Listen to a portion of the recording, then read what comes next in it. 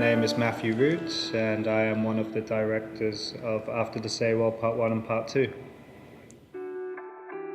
The day it actually happened, that was my birthday, and that day I woke up in an extremely happy mood. I was going to my class, the students there knew it was my birthday, and they'd kind of planned a little party for me. But as I got there and I explained the news to them, which at the time it said people had been rescued, everything was fine, the situation's all under control. So I told them that and I was still in a good mood, but when we checked again, obviously the news was wrong, it had changed. Now the death toll had increased. Like at first it was 0 people were dead. And then, less than 1 hour later, I think the reports were up into the 50s already. So yeah, that did change my mood that day, and it wasn't just for that day. I would say it was for the weeks, even months that followed. 2 weeks after the accident first happened, with all of the news information which was being presented on TV, internet, print-based, whatever, there seemed to be a lot of conflicting information.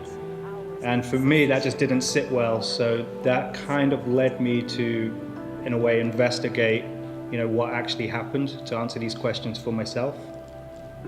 So when I began planning the first film, I wanted to focus more on how Korea had changed, how it had affected Korean citizens, and what had changed in Korea.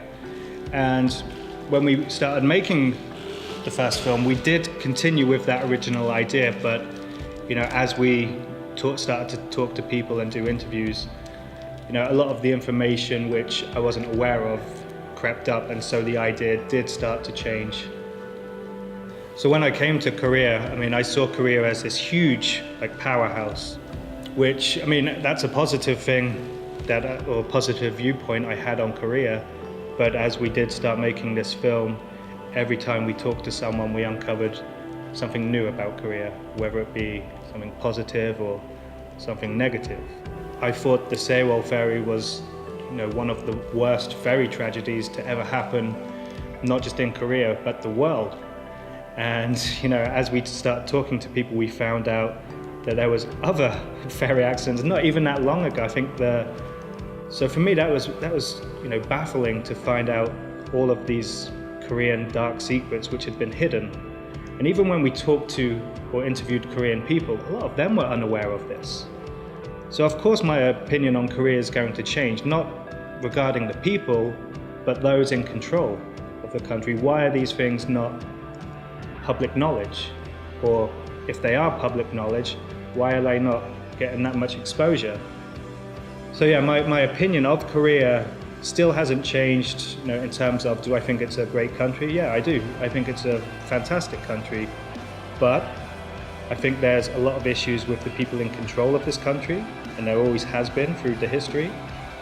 And I believe that's something that, needs to be dealt with and needs to change. So there are many ways that you guys can be involved in this project. You can help share our page and like our page, tell your friends, tell your family, send it to anyone you can, anyone and everyone. Another way would be to donate to our project. All of the money we get goes towards this project, and every single penny we get brings us one step closer to completing this project and sharing it with an international audience.